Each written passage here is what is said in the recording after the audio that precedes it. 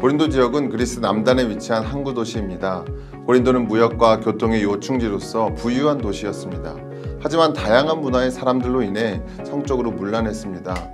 또 고린도에는 12개의 이방 신전이 있어서 우상 숭배가 만연했습니다. 여러 문화와 가치관이 부딪힐 수밖에 없는 이런 상황은 고린도 교회에도 많은 영향을 미쳤습니다. 그래서 교회에는 도덕적 문제가 있었고 여러 가지 질문들이 있었습니다. 고린도 교회 성도들은 이런 문제들을 해결하기 위해서 글로에의 집 사람들을 통하거나 편지를 이용해서 에베소에 있는 바울에게 해결책을 구했습니다. 그리고 바울은 고린도 교회에 편지를 보내는데요. 그 편지가 바로 고린도전서입니다. 바울은 글로에의 집을 통해 고린도 교회의 분쟁 소식을 듣습니다. 고린도 교회는 바울파, 아볼로파, 게바파, 그리스도파로 나누어 다투었습니다. 바울은 선언합니다. 그리스도께서 나를 보내심은 세례를 베풀게 하려 하심이 아니요 오직 복음을 전하게 하려 하심이로되 말의 지혜로 하지 아니함은 그리스도의 십자가가 헛되지 않게 하려 함이라 라고 말합니다. 바울은 십자가의 복음이 하나님의 능력이고 지혜라고 선언합니다. 왜냐하면 구원은 사람의 공로로 얻는 것이 아니라 십자가의 희생을 통해 주어지는 은혜이기 때문입니다. 바울은 이것이 하나님의 지혜이고 세상의 지혜로는 알 수 없다고 말합니다. 하나님의 지혜는 성령님께서 계시하실 때 알 수 있기 때문입니다. 바울도 복음을 전할 때 성령께서 가르치신 것으로 했다고 말합니다. 마찬가지로 다른 사역자들도 성령께서 은사대로 사역자들을 세우시고 가르치게 합니다. 결국 교회 안에서 파벌과 분쟁이 있다는 것은 성도들이 아직 성령 안에서 하나님의 지혜를 깨닫지 못한 육에 속한 자라는 것입니다. 바울이 말하는 사역자의 역할은 이렇습니다. 바울 자신은 심는 자이고 아볼로는 물 주는 자이지만 자라게 하시는 분은 하나님입니다. 따라서 심는 자와 물 주는 자가 아무것도 아니라고 말하면서 사역자를 중심으로 분파를 가르는 것이 잘못된 것임을 깨닫게 해주고 있습니다. 교회의 유일한 기초는 예수 그리스도이고 성도는 하나님의 성령이 거하시는 성전입니다. 고린도 교회의 윤리적 문제는 심각했습니다.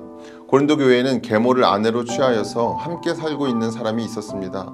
또 사랑의 신인 아프로디테 신전에 있는 창기들과 성관계를 맺는 사람들도 많았습니다. 고린도 교회는 이것을 통한이 여기지 아니하고 쫓아내지도 않았습니다. 문제 삼지 않은 것입니다. 바울은 이것을 크게 질책합니다. 바울은 성도들에게 음행하는 자들이나 속여 빼앗는 자들이나 우상 숭배하는 자들을 사귀지 말라고 하면서 만일 그리하려면 세상 밖으로 나가야 할 것이라고 말합니다. 또 바울은 성적으로 문란한 삶을 사는 사람들에게 자유가 다 유익한 것이 아님을 말합니다. 그리스도인의 몸은 성령님이 거하시는 성전이기 때문에 창녀와 몸을 섞는 것은 자유가 아닌 방종입니다. 바울은 너희 몸으로 하나님께 영광을 돌리라고 말합니다. 한편 바울은 우상에게 바친 음식에 대해서 설명합니다. 하나님은 오직 한 분밖에 없고 우상신은 존재하지 않기 때문에 우상 제물이라는 것도 사실은 없다고 말합니다. 그러나 우상 제물을 먹는 문제로 유대인 그리스도인과 이방인 그리스도인 사이에 다툼이 생겼습니다. 그래서 바울은 이런 연약한 형제들의 양심을 위하여 우상 제물을 먹지 말라고 말합니다. 또 바울은 만일 음식이 내 형제를 실족하게 한다면 나는 영원히 고기를 먹지 아니하여 내 형제를 실족하지 않게 하리라 라고 말합니다. 먹고 안 먹고의 문제보다 믿음이 약한 자들이 실족하는 것이 더 큰 문제라는 것입니다. 바울 자신도 사도의 권리를 사용할 수 있었지만 복음에 아무 장애가 없게 하기 위하여 사도의 권리를 쓰지 않았습니다. 바울이 행하는 것은 모두 복음에 참여하고자 함입니다. 고린도전서 13장은 사랑장으로 유명한 장입니다. 고린도 교회는 은사가 많은 교회였습니다. 그런데 이 은사 때문에 불화가 생겼습니다. 어떤 은사는 귀한 것이고 어떤 은사는 덜 귀한 것이라는 잘못된 생각이 있었습니다.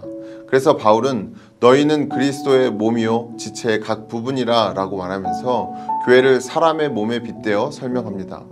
몸은 하나이지만 각기 다른 지체들로 이루어져 있습니다. 모든 지체는 각기 독특하고 중요한 역할을 가지고 있습니다. 그래서 한 몸에서는 분쟁이 없고 각 지체가 서로 도울 뿐입니다. 따라서 여러 은사들은 동등한 가치를 가지고 있습니다. 지체들은 서로 어울려 하나의 몸을 세워야 하기 때문에 연합해야 합니다. 바울은 모든 은사들 중에 더욱 큰 은사를 사모하라고 말합니다. 바로 사랑의 은사입니다. 이것이 가장 좋은 길이라고 말합니다.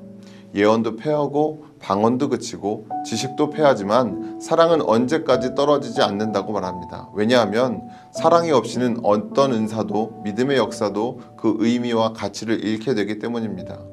이후에 바울은 방언보다 예언의 은사에 힘쓰라고 말합니다. 이것은 마치 예언의 은사가 방언의 은사보다 좋은 것이라고 말하는 것 같지만 이것은 사랑의 원리에 기초한 것입니다. 방언은 다른 사람들이 듣고 이해할 수 없으니 자신에게만 유익합니다. 하지만 예언은 다른 사람들이 듣고 유익을 얻음으로 교회의 덕을 세우게 됩니다.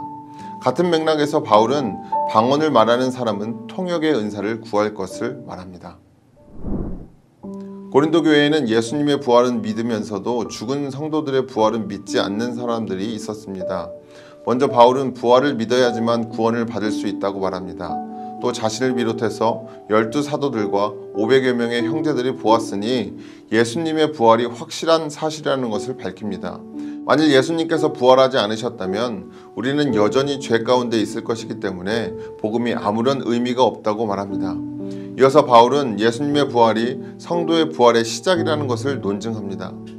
이제 그리스도께서 죽은 자 가운데서 다시 살아나사 잠자는 자들의 첫 열매가 되셨도다. 예수님의 부활을 시작으로 모든 성도들이 부활할 수 있다는 것을 말하는 것입니다. 그렇다면 어떤 몸으로 어떻게 부활할까요? 바울의 대답은 간단합니다. 죽지도 않고 썩지도 않을 몸으로 부활한다고 말합니다. 따라서 우리는 부활하신 예수 그리스도로 말미암아 우리에게 승리를 주시는 하나님께 감사해야 합니다. 바울은 너희의 수고가 헛되지 않으니 흔들리지 말고 항상 주의 일에 더욱 힘쓰라고 말합니다. 바울은 예루살렘 교회를 위한 헌금을 고린도 교회에 요청하고 이어지는 바울의 전도 여행 계획을 말합니다. 이어서 바울은 특이하게도 주를 사랑하지 않는 자들에게 저주로 경고하고 마지막으로 고린도 교회를 축복하고 서신을 마무리합니다. 고린도전서를 더 자세히 알고 싶으신 분은 레츠통독 고린도전서를 누르고 직접 읽어보시기 바랍니다.